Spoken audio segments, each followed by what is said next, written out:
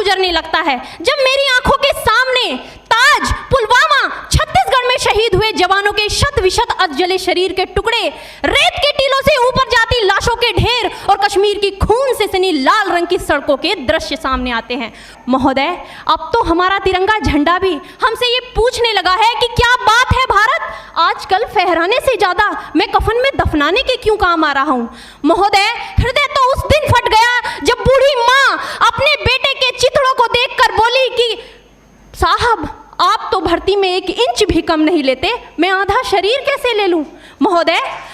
आज इन मानवाधिकारों के कारण इन आतंकियों के बंगलों की आकाओं की नाकफनी हंसती है और शहीद हुए हमारे जवानों के आंगन की तुलसी रोती है। जब एक शहीद हुए जवान की विधवा की वेदना चीख चीख कर ये कहती है कि प्यार भी भरपूर गया, मांग का सिंदूर गया, नन्हे नौनिहालों की लंगोटियां चली गई, छोटी छोटी बेटियों की चोटियां चली गई और आपके लिए तो एक आदमी मरा है साहब, मेरे घर की तो रोटियां ही चली गई। महोदय,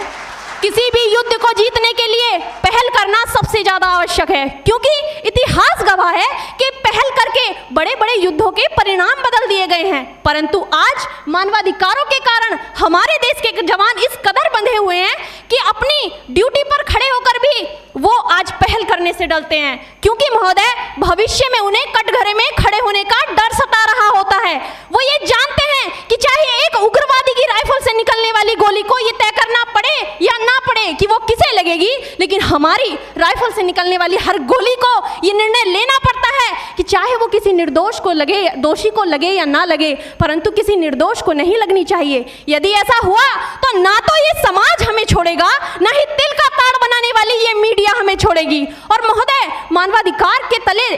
किसी जवान को दबाकर युद्ध के मैदान में छोड़ देना कोई वीरता नहीं, एक आत्महत्या है। क्योंकि महोदय, फूल को श्रृंगार दो ये मुमकिन नहीं और एक वीर को झनकार दो ये मुमकिन नहीं। जो हाथ बांधे सेना के, ऐसे मानवाधिकार का पालन संभव नहीं। महोदय, आज सत्यनिष्ठा के मार्ग पर चलते हुए भी हमारे देश का जवान इन आतंकवादियों, इन पत्थरबाजों से डरता है, क्योंकि वो जानता है कि उसकी राइफल से निकलने वाली गोली अगर टारगेट को हिट नहीं भी करेगी तो भी 400 मीटर तक जाएगी, और यदि इस बीच वो किसी निर्दोष को लग गई तो महोदय हमें अपनी नौकरी से हाथ तक धोना पड़ सकता है। और महोदय, अपनी नौकरी को बचाने की खातिर एक जवान आज ये सोचता है कि चाहे सांप मरे या ना मरे, परंतु लाठी नहीं टूटनी चाहिए, क्योंकि आज हमारे देश के हालात कुछ ऐसे हो